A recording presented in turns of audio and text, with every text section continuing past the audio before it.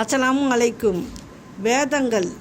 தாவூது அலைவசல்லம் அவர்களுக்கு ஜபூர் வேதத்தை யுனானி பாஷையிலும், மூசா அலைவசல்லம் அவர்களுக்கு தவ்ராத் வேதத்தை அப்ரானி பாஷையிலும், ஈசா அலைவசல்லம் அவர்களுக்கு இஞ்சில் வேதத்தை கர்பானி பாஷையிலும், நபி ஸல்லல்லாஹு அவர்களுக்கு குர்ஆன் ஷரீஃபை அரபி பாஷையிலும் இறக்கி வைக்கப்பட்டன. இறை வேதங்களில் நமது நபி ஸல்லல்லாஹு அவர்களுக்கு இறக்கி வைக்கப்பட்ட திருக்குரானே இறுதி வேதமாகும்.